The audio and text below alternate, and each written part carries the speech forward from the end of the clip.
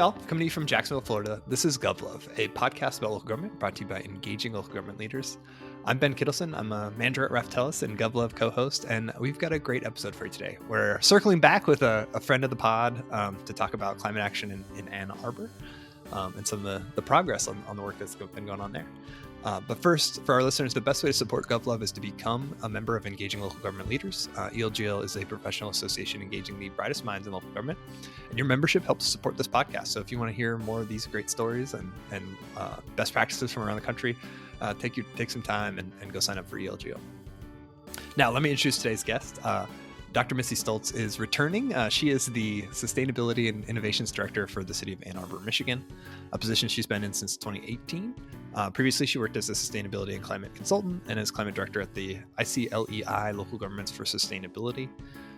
She has a PhD in urban resilience from the University of Michigan and a master's in climate and society from Columbia University. And I was going through my notes. It was about 3 years ago this month that she was on. And so to talk about some of the work going on in Ann Arbor. And so welcome to GovLove, Dr. Stults. Thank you so much for joining us and coming back. Ben, thank you for having me. You never know with your first one. Is it something people actually care about and want to talk about, or are you like dead upon arrival? Yeah. So it's great to be back. Yeah, no, it was one of my highlights, I think, from that year and our conversation. You guys are a continuous example of some of the climate action work that I cite all the time, just because I think what you guys are doing is really great. So for our listeners that haven't listened to the episode, and we'll be sure to link to it in the show notes, but can you maybe as a refresher just kind of talk about a high level about some of the work that you're leading in Ann Arbor around climate action and sustainability? Maybe, I don't know if the best way is to talk about your team and some of the programs or initiatives, or if you want to talk about the A2ZERO plan. But yeah. I'll just throw it out there to kind of as a maybe a way to set the stage. Yeah, you bet. Yeah. So Ben, you mentioned it. We've got I call it the plan, the framework, the goal, the action. It's basically the umbrella for our climate and sustainability work, and it's called A2ZERO. So that's the brand you're going to see when you're out in the community. That's going to tie it all together. And A2ZERO has the goal, unanimously adopted by City Council, of achieving a just transition to community-wide carbon neutrality by, drumroll, 2030. So tomorrow, effectively. Yeah. And doing that necessitates all the things you can imagine. It's all the things, regardless of where you are, the overarching things we have to do. We've got to figure out how we power our electric grid with 100% renewable energy. We've got to support beneficial electrification, transitioning away from fossil gas, from gasoline, from diesel, from propane, from fuel oil, or whatever fuels you might have in your space. We've got to do deep energy efficiency work, right? Best energy is energy we don't use. We also have to figure out how we get people out of single occupancy vehicles and we reduce the miles we travel in those cars, how we change land use to make sure people can walk and bike to the accoutrements and the support systems they need. We've got to move towards a circular economy. There is no such thing as waste that goes away. There is no away. So how do we keep things actually in circulation? How do we acknowledge that climate change is here, right? All we have to do is look at the news any given day, but certainly right now. And we know we are living in a changing climate. So we've got to be investing in the resilience of our people in our place. So those are the overarching strategies. And then we have crosscuts, things like the work we do around deep and sustained community engagement, really setting equity in our work, acknowledging those that have and are experiencing or will be experiencing the most severe impacts of a changing climate, often are those who've done the least to contribute. So how do we make sure they're centered in the solutions and benefit most from them? How do we measure progress? How do we know it's working? How do you also acknowledge that not everything that matters can be measured? How do you kind of sit in that space? So it's pretty boring. We don't really do a lot. Just kidding, of course. It's really dynamic and very, very fun. But that's kind of an overview of some of the things we work on, and then happy to talk about the specifics of what does it mean to work on a circular economy or resilience. Yeah. No, I do want to touch on some of those. But maybe I'm curious, it's been 3 years since we talked last, and in that time, you've obviously been working to adopt the plan. And what's the progress been like? How is that? I think the plan, if I remember right, or if my research is correct, originally adopted in 2020. And so where are you guys at in terms of implementation, and are you feeling confident about when you said 2030, I was like, oh my God, that's much closer now than the last time we talked. Yeah. The answer is yes, and of course, no. We're going to hit 2030, right? Offsets are a part of our strategy because they have to be. I mean, the Hmm. reality is we want to have de minimis offsets, but we're not going to get rid of every uh, every appliance in a house, every furnace, every internal combustion engine vehicle is not going to be gone off the streets. Every gas station is not gone by 2030. So offsets are a key role. What we're working to do is have offsets be as small as possible because we're making as much direct emissions reductions as we Mm. can. And what we're seeing is progress. If you look at our number from our baseline, you're not going to see a huge drop. But if you look at business as usual, you are going to see a notable drop, Yeah. right? Like what we've done is stopped emissions from increasing. And that's really important because you got to do that first before you can then Hmm. start removing them from the system. So we've had a lot of progress and I think a lot of successes through renewable energy adoptions. We run a wildly popular solar program for our Hmm. residents. We've done a lot of design work for things that haven't yet reduced emissions, but they're going to very soon. Like we designed our first networked geothermal system for Hmm. 262 homes in a low income area. And we got funding for it at the end of last year. So you're going to see a huge geothermal system, which is a pain point in our climate and a cold climate. Heating and cooling is Yeah. complicated to electrify. So we see work there. Our circular economy and our local food work is really getting traction, investing in local farmers and food artisans. Hmm. So we're starting to see really cool things emerge, both in greenhouse gas reductions, but I think just as importantly in quality of life. You know, people really are leaning into some of the things that make Ann Arbor special and Hmm. make almost all of our local communities special. We're kind of shouldering or leaning in a little bit more to the sustainability elements of Mm. those. And I think what we're seeing is a lot of community support. Hmm. Uh, I'll just end by saying, I don't remember if we talked about this last time, but in 2022, in November, Ann Arbor voters, this is a marker of success because of the work we've been doing. Mm. Our voters authorized a climate tax. We Hmm. became the sixth community in America to tax ourselves to fund climate work. So we have now guaranteed revenue for 20 years for climate, which is amazing. Wow. And Yeah. then we'll talk about it. In November of 24, we passed a truly innovative concept for a new energy system. And so Yeah. that's, that's on our work plan now. Is Yeah. creating a brand new energy utility. Yeah. Yeah. No big deal. Yeah. No biggie. I'm just going to do that over coffee. It's fine. I've got my tea here. I'm ready to rock. Yeah. You can just do that on the side. It's whatever. Yeah. Well, I want to dive into each of those, but I'm curious to get your perspective on another, like maybe high level thing. 'Cause, as we are talking, there's fires raging around LA. We're a few months out from some of the impacts of Helene in the southeast and the North Carolina mountains. I'm just curious, having been in the trenches of doing this climate action work and sustainability work in a place that's obviously very open to it and supportive of it. How have you seen maybe the conversations around this work change in the last few years, and like maybe is it becoming more, I don't know, more pressing, or I'm just curious on kind of that kind of maybe high level, like big picture, like how is this maybe the perception and the urgency of some of this work changing as we're seeing some of the impacts happening more frequently too. Yeah, I love that question. And let me say, I know that I have a lot of energy and I am an inherent optimist, but optimism for me is refueled by action.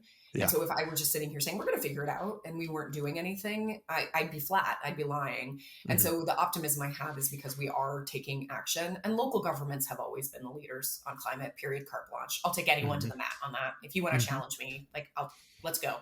Yeah. Local governments are where rubber hits the road. You don't have a question about why the flood is coming. You deal with the flood at a local Hmm. level, or the wildfire, or the hurricane, whatever that risk is.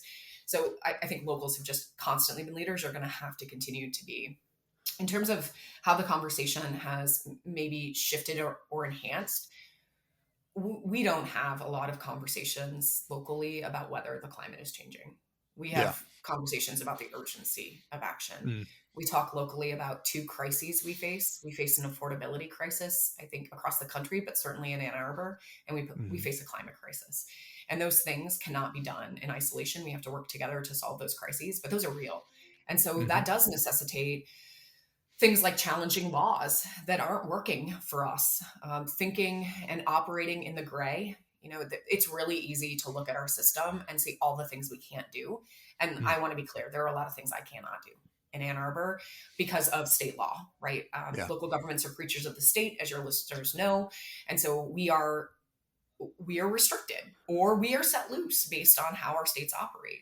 So Mhm. we have to think very creatively. And one of the cultural shifts that I've seen is I don't sit alone in a sustainability department with our team having these conversations.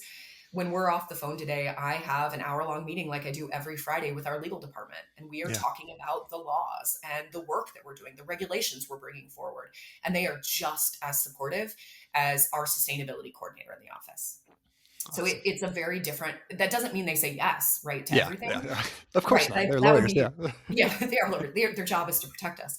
But what is true is we don't ask questions anymore that are yes or no answers Mm. in the legal space as an example. We ask how questions.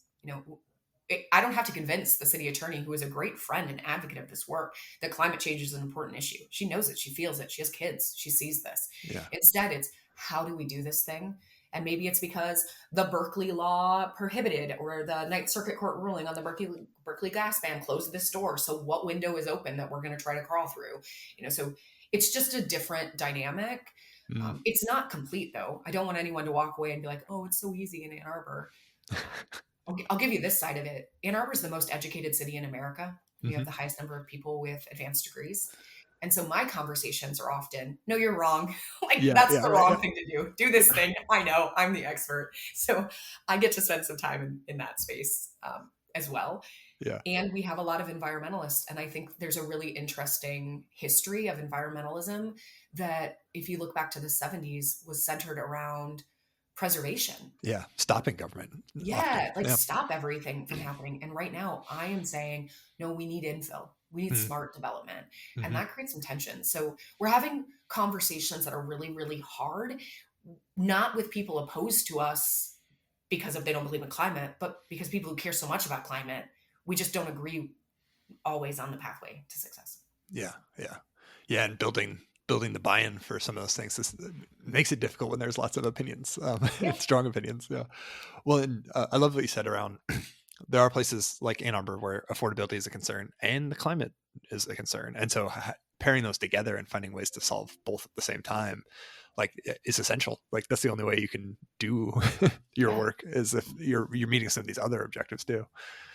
Absolutely. It's critical. Yeah, we're really lucky that our housing commission that runs our affordable housing programs is one of our community collaborators. Mhm. And so we have a goal of net zero energy affordable housing, and our office funds it. I mean, like, not all of it, but we help fundraise. We write grants with them. We give some of our budget to help do geothermal installations at new housing commission sites so that their utility bills are low and stable, which means more resources go into programming for tenants in those spaces or to build more affordable housing. And so it's kind of the win-wins that we need, but it goes at the pace of trust. Yeah. I think all of this work moves at the pace of trust. Oh, wow. I love that. That's great. So you mentioned geothermal a couple of times, and this is one of those concepts that I've heard about, like, in a theory around climate action. What does that mean? I guess when you're like actually trying to do it in a city and like implement some of these new kind of more maybe I mean, the geothermal is like not a new technology necessarily, but it's a No. new maybe concept for your community. So what does that, I guess, look like, and how have you guys kind of worked on that issue? Yeah, and I'll take some of this. I know we want to talk about the sustainable energy utility, Yeah. so I'll like tee a little bit of that up and not go too deep there. Okay. So the basic concept, right? Geothermal is one of the original forms of energy usage, and it's basically tapping into the Earth's latent temperature. Once you get down a few hundred feet, you're in our climate, you're at a stable 55. In your climate, well, depending on where you are, you've got different kinds of soils, so different story there. But for us, 55 is a really steady base, right? It doesn't matter. Today, it's a pretty chilly day. This week, we had sub-zero temperatures. You're down a few hundred feet, you're 55, right? Yeah. It does not matter. 150 degrees outside in the air, 55 degrees in the ground. So geothermal is really tapping into that base temperature structure and using it. So you put a fluid into a system like water or glycol, food-based glycol, and it's pulling the heat from the surrounding ground, and it's 55 degrees, right? So then you move it into your home, it comes into a heat pump, which effectively is like, it works like a furnace, and you're heating or cooling based on that latent temperature that you're getting from the system. So geothermal operates that way. We have a lot of individual systems. We're really accustomed to like a single building or a single residential home tying into a geothermal system. Those are great. They're wildly efficient, Yeah. wildly efficient. Yeah. Just to kind of put in perspective, if you think about your furnace, if you're really lucky, you've got a furnace operating in the 90% efficiency. Maybe you've got like a 92% efficient furnace, which means for every 1 unit of energy you put in, you get 0.9 out. Hmm. Geothermal systems are 300% efficient, right? So Wow. for every 1 unit you put in, you're getting 3 units of energy out. What we're also very interested in, though, is not every place can do geothermal, maybe because of space limitations. Mm. They don't have enough, there is no space to drill. So we're interested in exploring shared geothermal systems. So like a Yeah. loop on your neighborhood street where all of the households are connected, and maybe you're also connected to a school. Those kinds of systems, because you're sharing energy across and you have different use profiles, you're drawing more energy maybe early in the morning with a young child. Your neighbor's got a teenager, they're drawing late at night. And so there's more balance that happens. Those systems can get 800, 900% efficiency. Wow. Right? So we're excited to be exploring. We're certainly supporting individual geothermal, but we're really excited to start thinking about shared systems. Yeah. Oh, that's fascinating. And yeah, you're right. That does tee really nicely into your. So I'll just for our listeners, and we'll link to an article about this because I think it's pretty fascinating. So in November, the residents of Ann Arbor voted to create a sustainable energy utility. And so obviously, it sounds like the geothermal fits very nicely into that.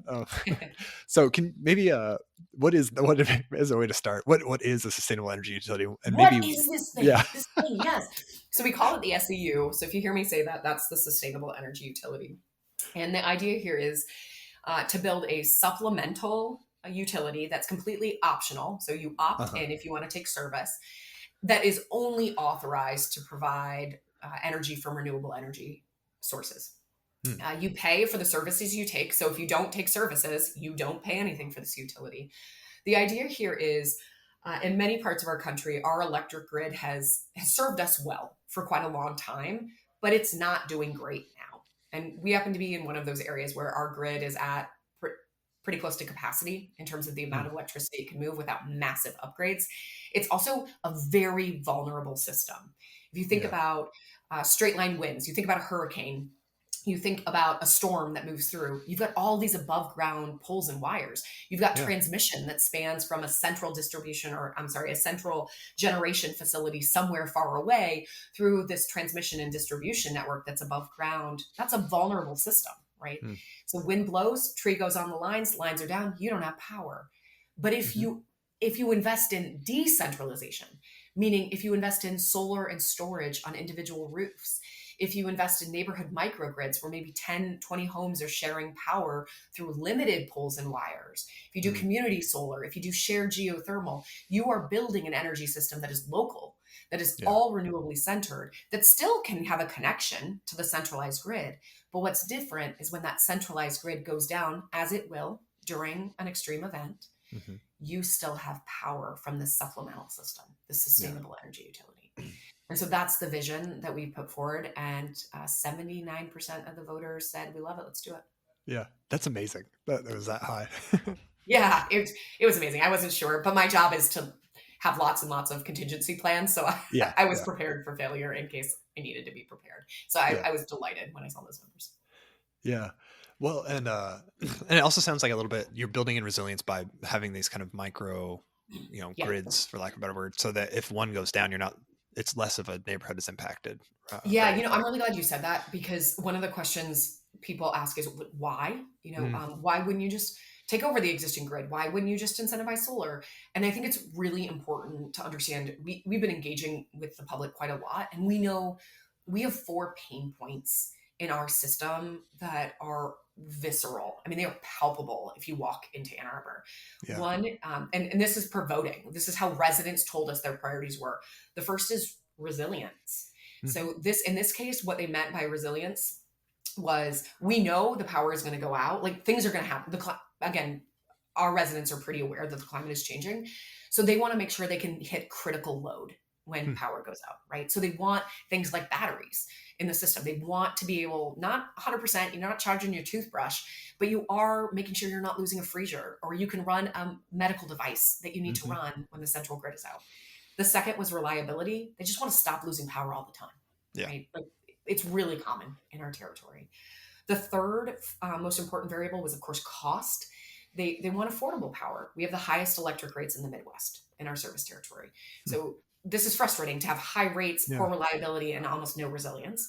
And then fourth, and these are all very close, like think 80% of Hmm. respondents ranked them in this order, and they were all within 75% of all respondents wanted these four things. The fourth is clean. They want Hmm. renewable energy. I said clean, but explicitly it was renewable energy. Yeah. And Yeah. so we thought about how do you balance those things? And what we came up with was the SEU, right? Yeah. You install these systems in the local community that still function, that are reliable, resilient, and our math shows they're actually more affordable. Yeah. That's, Yeah. Yeah. Well, and you're right. Like, if you're expensive, if your electricity is expensive and it's unreliable and it's at capacity, there's maybe you have an environment where an alternative is much more readily accessible, or you know, yeah, it's yeah, of interest. acceptable. Yeah. Yeah. Yeah. Right. But even if you think about just the basic economics of a solar system, in almost Yeah. every single service territory in the US, that solar system, like an individual system, makes Hmm. economic sense. Yeah. And solar and storage starts to make sense. I mean, economically, what an interesting conversation, because Yeah. batteries really were never, like, they have never penciled. But if you're now talking about a system, as utilities move away from net metering, where they pay you the same for every unit of energy you produce as what you pay for every a unit of energy you use, as utilities move away from that, what they're actually doing is incentivizing batteries. Because Yeah. now, why would you send electricity back to the grid and make very little money on it? You're going to keep it. Yeah. So the whole system is changing around us, and the economics are too. So in many places, you may look at the economics of our SEU and say, yeah, this doesn't make sense today. But I think it's a really powerful concept to be holding in Hmm. back pocket to say, there may be a time, or maybe we just want to focus on solar, or maybe we just want to focus on geothermal. Yeah. But game on. We got to figure out all the details now. Yeah, yeah. Well, I want to get into the details, but I'm curious. When you guys came up with this idea to propose this, are there other places that have a similar kind of utility or model that you're like, hey, this might work here too? Yeah. So the most relevant is DC. Hmm. DC has a sustainable energy utility that's run through their utility that focuses on many of the kinds of services we're talking about here. There are different constructs for how they do it. And I won't belabor those constructs, but that Hmm. was one that we looked quite a lot and continue to look quite a lot at. Delaware also has a sustainable energy utility in name, and there are some things less than in the DC model that we kind of look at. The way I talk about this to the public is nothing that we're proposing in the sustainable energy utility by itself is novel. The Hmm. idea of helping people get solar, the idea of doing energy efficiency services, utilities do that all the time. Yeah, What is pretty unique is we are proposing all of them and only them. yeah. That is pretty novel. Well, to do it in parallel with the electric utility that already exists, right? I imagine there's a little bit of, well, maybe I'm reading too much into it. Maybe there's a little bit of tension there that you're It's so setting up. fascinating. It's all the things you could imagine. So Yeah. the way we've thought about the SEU and that will operationalize it almost certainly Hmm. is the first phase is what I call bread and butter. It's what you can do today. Yeah. I happen to be at home today just because of meetings, and my house has solar and storage. We bought it, it's sitting here right now. The first phase of the SEU is this, right? Like this Yeah. already works. Hmm. There's no real complication here. That's pretty easy to envision. The second phase is now we move into these neighborhood microgrids, if you will. Hmm. And microgrid isn't even the right word. We're trying to figure out what the actual word is because microgrids generally backfeed to the grid. We anticipate building a system that doesn't actually backfeed into the centralized investor-owned utility grid. So we're Oh, I working see. with researchers at the University of Michigan and other places to figure out like what are the power dynamics, the software, the hardware, like what does it look like? But that second phase means me and multiple neighbors are sharing power, right? Yeah. So my roof may be the primary roof that's generating, but maybe my neighbor has the battery and my other neighbor has, I don't know, small scale wind. We've got to figure out how all of those things work together. Now we're in a conversation that's very different with the utility than the first phase. So the answer is complicated, but I would Yeah. say, generally speaking, our utility acknowledges that a lot of investment is needed in Ann Arbor because of the rate of electrification that's taking place. And this is a way to reduce some of the pressure on the system. So if I had to guess, I would say they're not sitting in a room with big old smiles on their face, but they didn't fight it. Yeah. When we brought it to the voters. So I think they acknowledge we could do some really cool things together here. Yeah. Interesting. Yeah. Very cool. Yeah. And if it saves them on kind of needing to invest in their own capacity, then it could be a win-win. Yeah. It could be. And we did, in fact, submit a grant together recently for that phase 2, where the idea was they want to understand, could these neighborhood microgrids actually provide value to the centralized grid? They could be dispatchable. You could bring them in during peak times. There's many things you could do. And the answer may be no, they're not useful. But we agreed to do research if we win that grant to answer the question of, is there utility here? So, I think that's probably the best we could get. And I'm appreciative of the fact that we're able to talk about these hard concepts. We're not shying away from them. We need to be having these conversations. Yeah. Yeah. Yeah, I love that. So, it sounds like you're well on this way, but like obviously the measure's been passed, and now you have to implement it. So, now we actually have to do it. now comes the fun part. Yeah. So I guess what do you think that'll look like, or maybe what is that looking like at this stage? And obviously, it sounds like you're already thinking through some different phases, but like I'm also curious, just from the public administration piece of like, will this be a standalone department with like electric line workers that'll be installing solar for different neighborhoods? Like, what does some of that even staffing and kind of administration look like? Yeah, great question. In 5 years, I'm going to be so intrigued to listen to this and chuckle, like belly laugh when I say whatever I say, because it's certainly not going to look like what I think today. Yeah.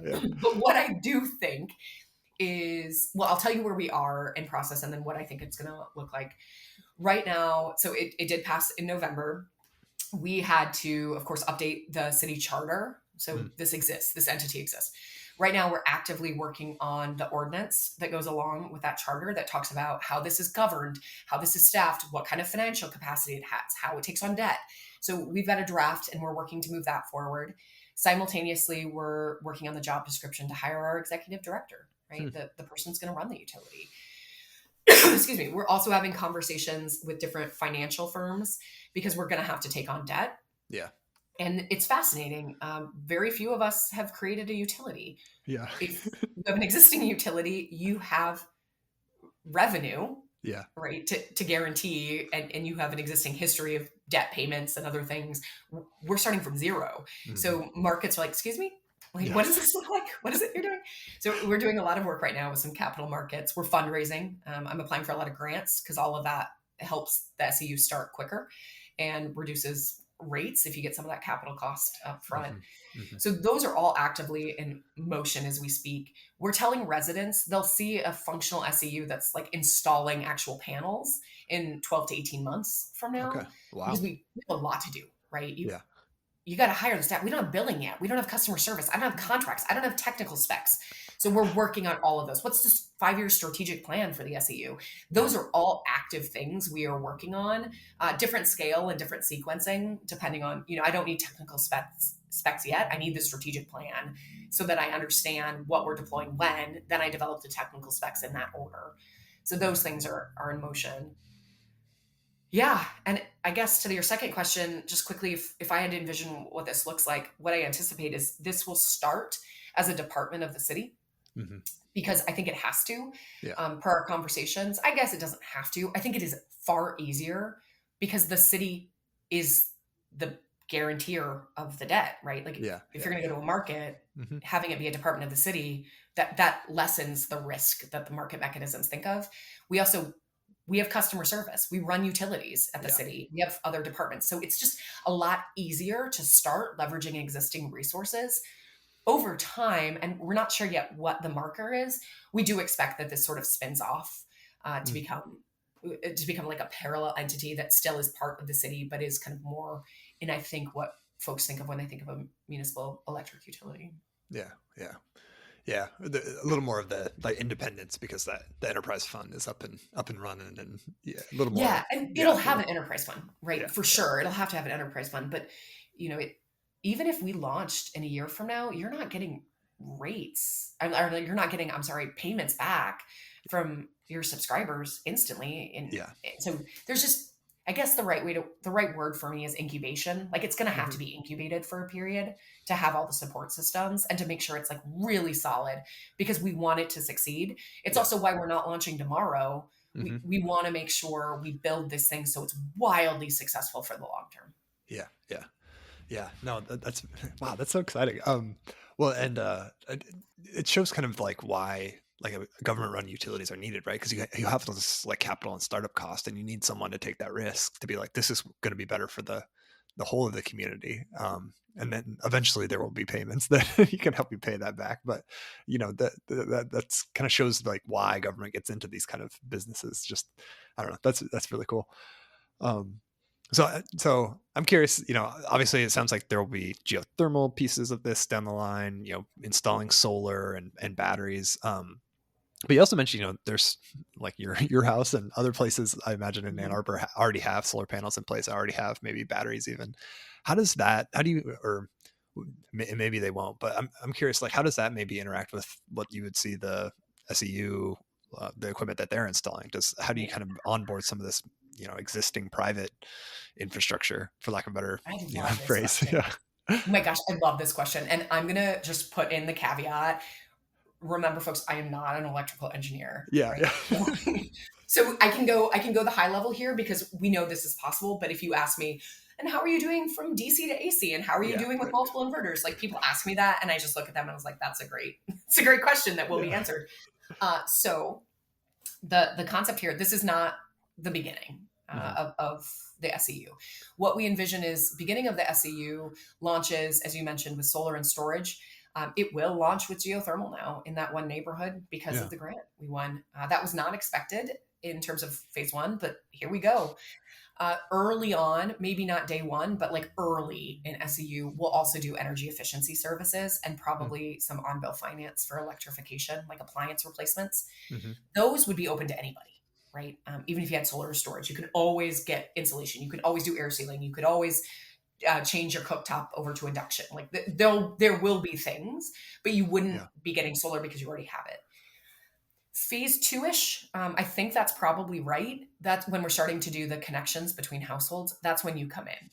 So we'll just take my case. In my case, because we're already producing, we could share our systems with our neighbors. So we Hmm. literally could start connecting households together and I would become a supplier to the SEU. So Yeah. think, I talked about net metering before.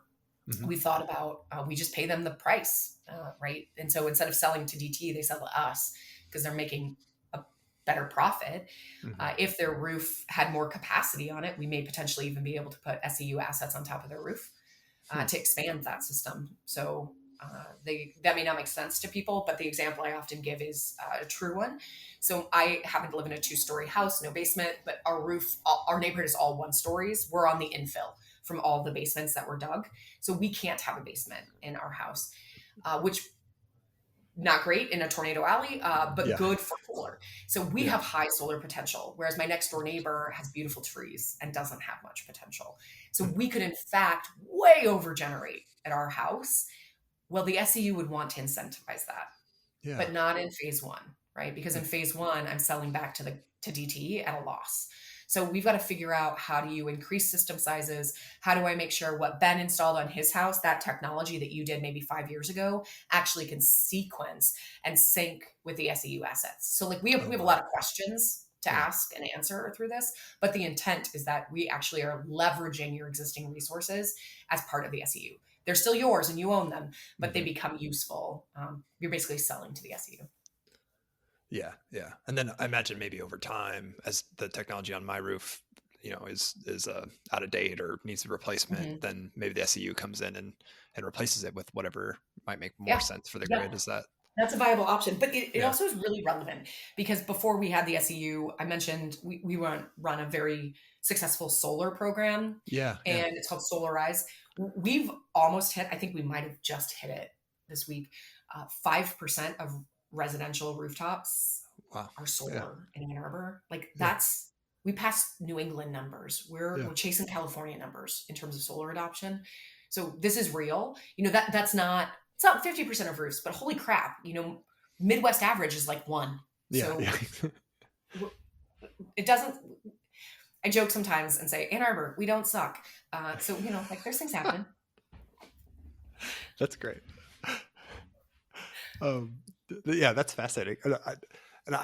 Yeah, I'm just really excited to follow this because that sounds so fascinating. And you're right, like it fits in with some of the work like that you guys are already doing, like installing, incentivizing solar panels or some of the geothermal policies. So like Yeah. it seems like it really aligns well with the work that is already being done or has been done.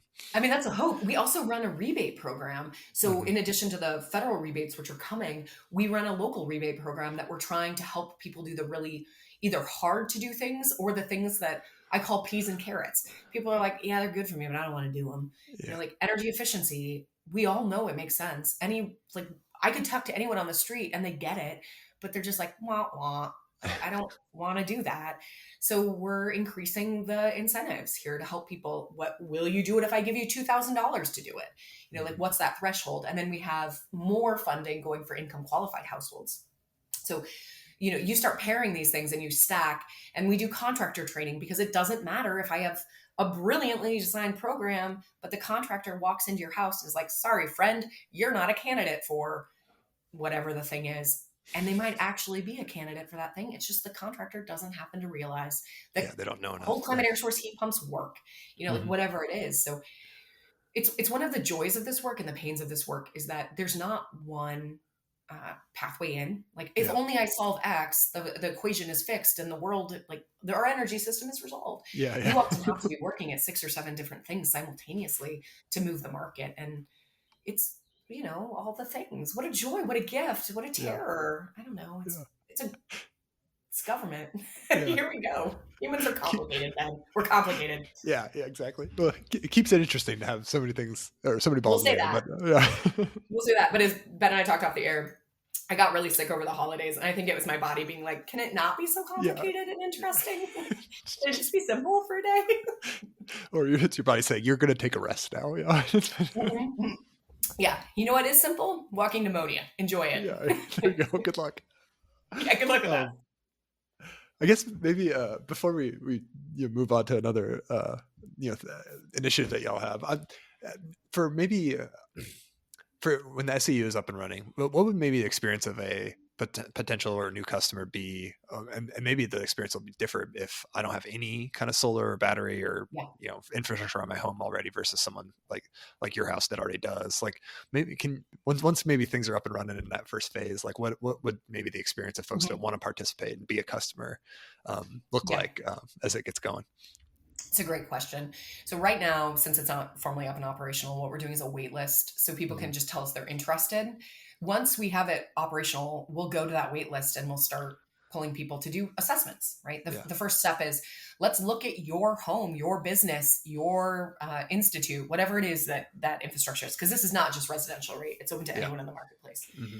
So you need to understand their energy profile and we need to understand their pain points. What are you Mm-hmm. looking for? Are you looking for resilience? Are you looking for cheaper energy? Because that definitely impacts which recommendations are going to come Yeah, forward from the SEU. So yeah, everyone will have a customized kind of intake process. And then we'll come back with recommendations based on what they say mm-hmm. to indicate, we think you're a really good solar candidate that seems to hit your needs. You also have a pretty inefficient home or business. And so before we do that solar, we think you should seriously consider air sealing or rim Yeah, joist installation or whatever that thing is. They get the choice, right, to do that. There's financing that's available to help them make that investment. And then they subscribe to whatever services. Their mm-hmm. rates are based on what services they take. And so they'll they'll know as they go in what the rates are to start based on their services. They sign a contract and we install the systems. Those systems are owned by the utility. So if Mm-hmm. there's solar on your roof, it is not your solar system. It is the utility's solar system that you are getting energy from.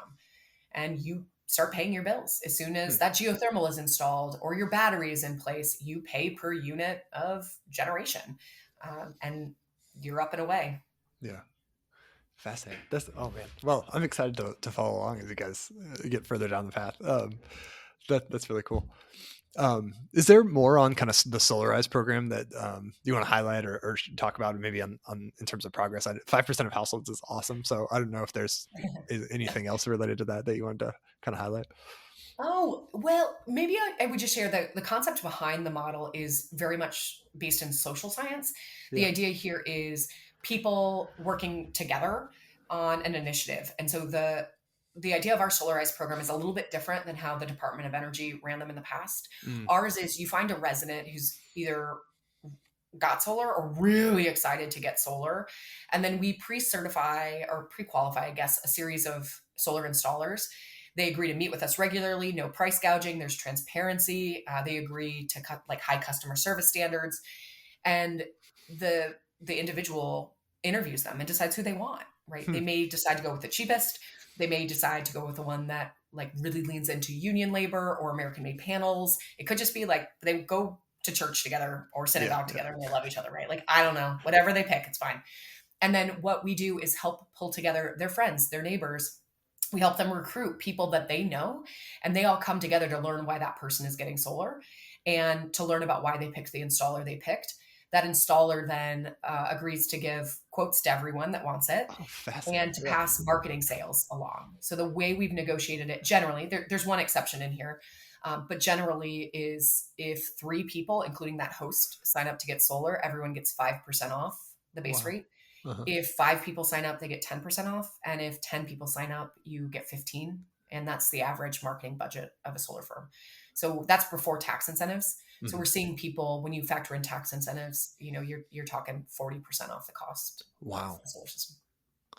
Wow. That's so cool. Yeah, it's a fun program, and it's not the city, right? Like it's not Missy Yeah. sitting out there being like, "Hey, everybody, do this thing." It's your neighbor. It's a person your kids go to school together, and so it's a very different trust building. Like it's Hmm. a person you want to hear what they have to say about that, and you believe in a different way. So Yeah. it's really social movement, kind of like movement theory. Yeah. Yeah, that's fascinating, and such a powerful example of how local government can play the role of convening, right? And it's not Yeah. that you're going to solve the problem for them, but you're bringing together the folks and kind of incentivizing them to work together in a way that wouldn't exist without um, local Yep. government. And then we hold the contractors accountable, right? So Yeah. every week we meet with anyone who is in a group at the time, any of our contractors, and we're checking in on every single person. Have you pulled the permits? How's it going? You said you were going to get them a quote. Did you get them their quote? So we've asked installers to leave the program because of poor customer service. We Really? just Yeah. won't accept it. Hmm. Nope, because it's so critical to be accountable, Yeah. right? And it's okay. Things happen. Hmm. It's fine if you're late on something as long as you communicated. That's fine. But not communicating is not acceptable. Yeah. Oh, that's fascinating.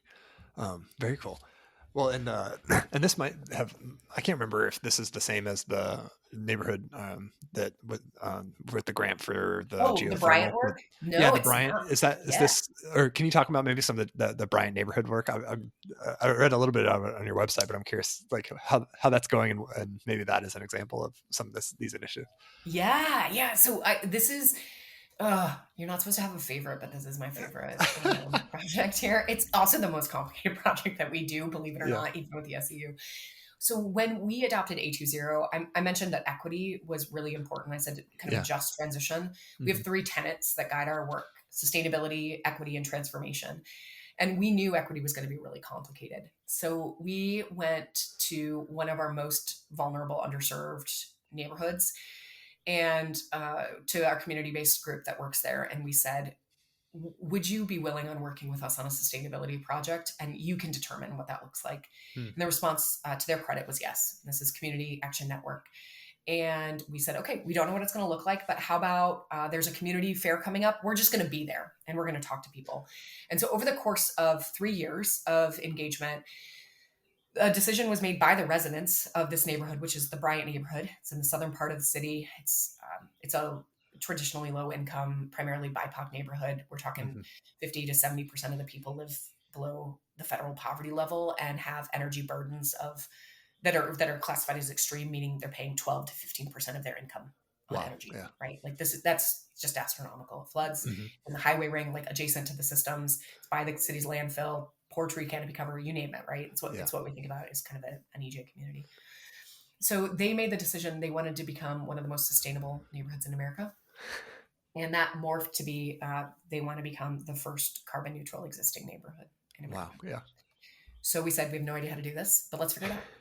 And we were lucky enough. McKnight Foundation gave us our first like seed funding grant, $25,000, just to do engagement and energy assessments that residents designed.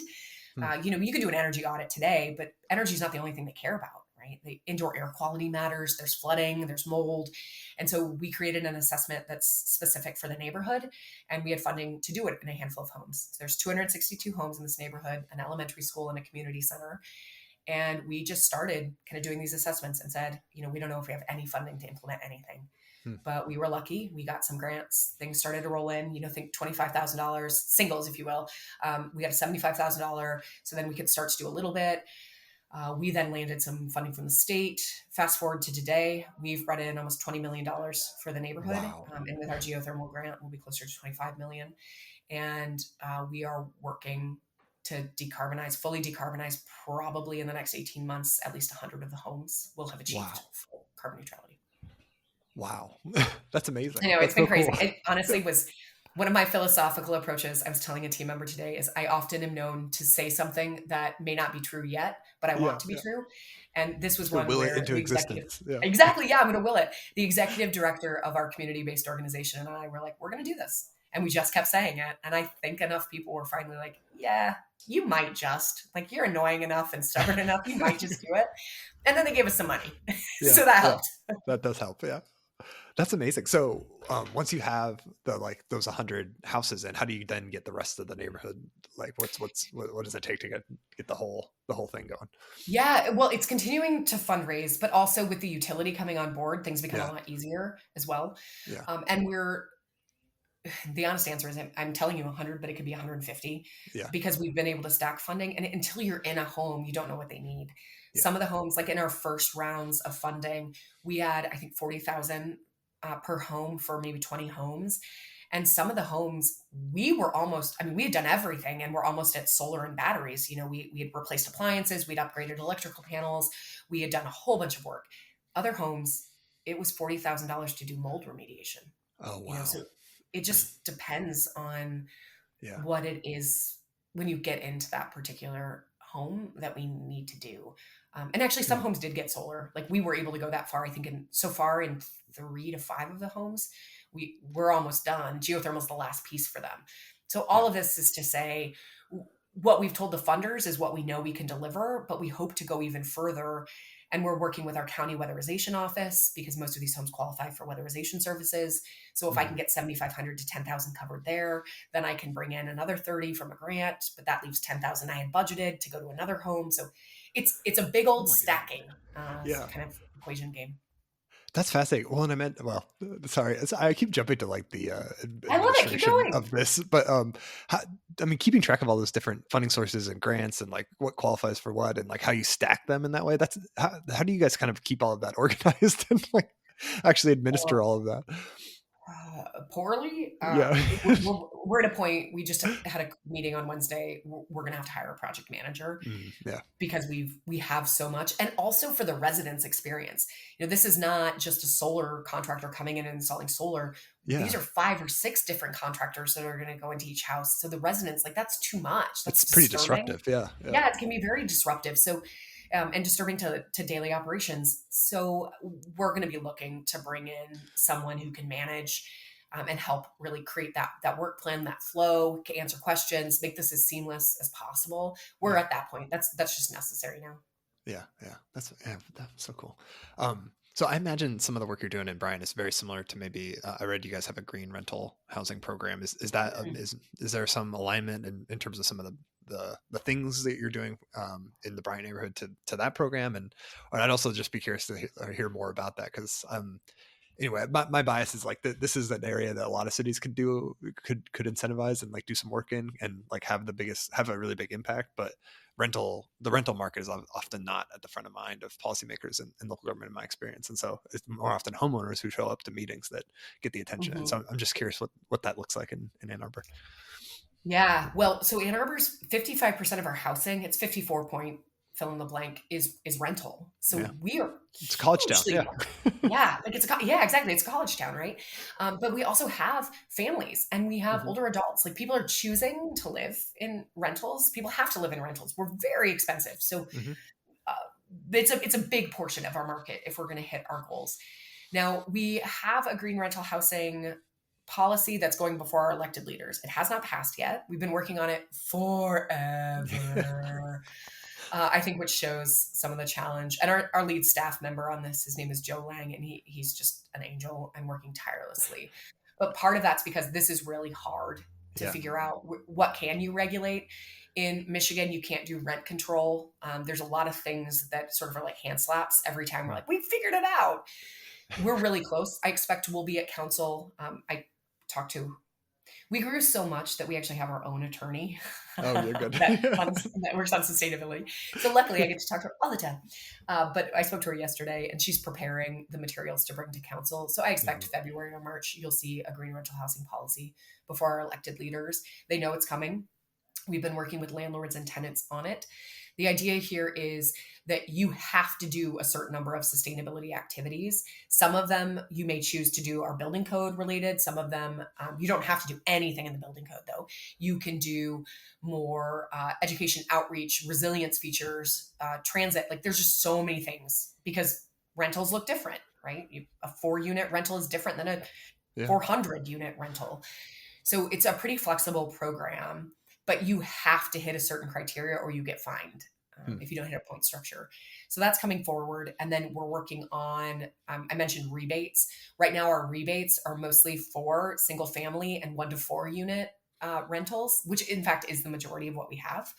But we are working on a new program to provide rebates and incentives for large scale multifamily as well. Yeah, that's so cool. Yeah. Yeah, that'll be fun to follow too, man. Oh yeah, it's one of the themes of this conversation is like the momentum that you guys have built. Like, there's just so much progress that you've been able to make, and momentum. Yeah, it's great. Depends on the moment whether I feel like it's progress or we're so far behind.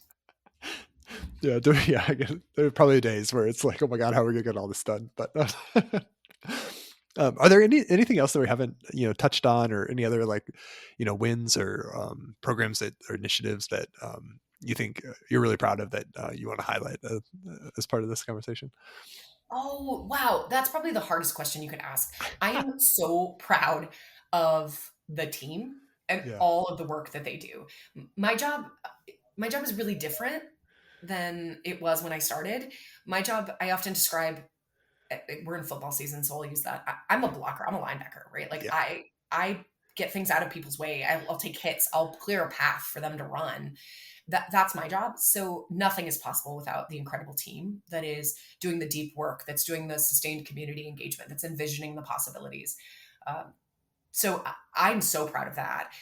Also, I mean, if you look at A2ZERO right now, there's 44 actions in there. We're working on about 60 because you have to, right? Yeah. We didn't know what we didn't know. Mm-hmm. We're going to have 10 of those actions done by end of the year, completed. And that's because of the team in this community. So I'm really proud of that work. And I would say if you were looking at Ann Arbor and you want to look back at the end of the year, I think you're going to see incredible progress around circular economy. That's an area of focus for us. We are working, and hopefully we win a grant to do this, but we want to launch the country's largest returnable container program, where University of Michigan, Ann Arbor Public Schools, and our restaurants have returnable containers. There isn't single-use plastic anymore in the system. So we're trying to design that. We're working on sustainable food systems with our local businesses as well. Think carbon labeling when you go in. You may not care, but if you do care, you could understand the carbon footprint of the things that you could order at a restaurant. You could understand the story of where that food is coming from, and the farmers that are producing it. There's just a lot of work around resilience too. That's going on. We are working on resilient hub infrastructure and emergency preparedness. And we are in deep, sustained conversations with our public schools, looking at things like, how do we get A2ZERO into the curriculum?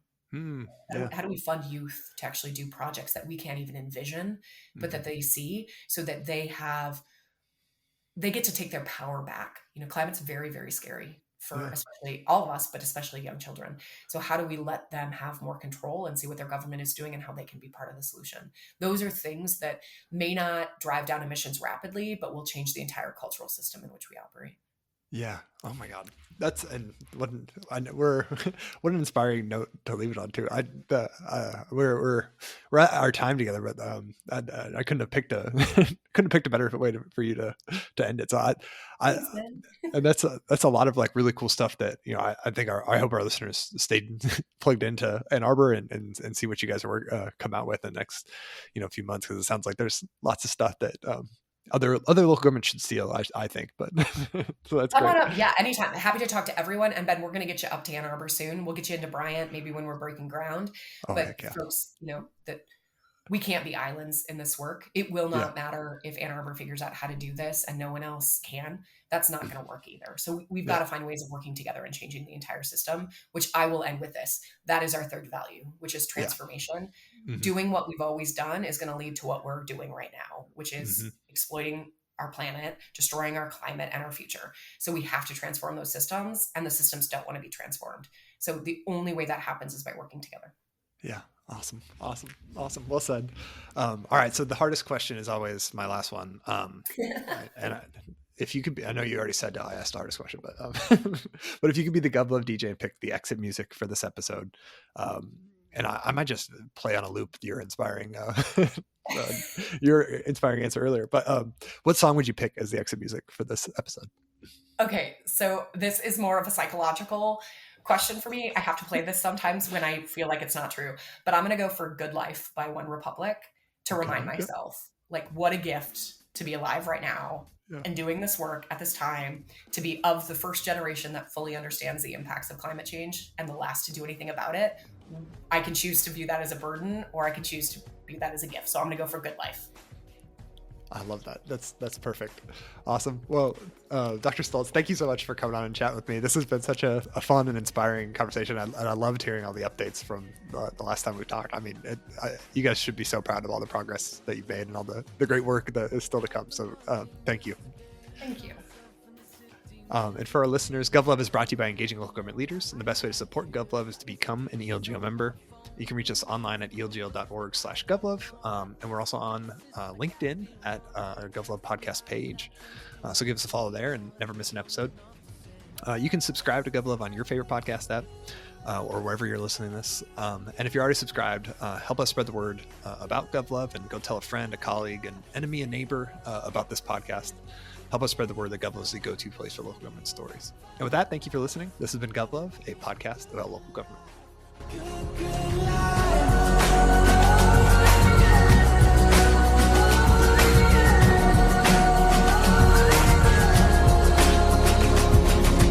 To my friends in New York, I say hello. My friends in LA, they don't know where I've been for the past few years or so. Paris to China to Colorado. Sometimes there's airplanes I can't jump out. Sometimes there's bullshit that don't work. Now we got our stories, but please tell me what there's to complain about. When you're happy like a fool, you let it take you over. When everything is out, you gotta take it in.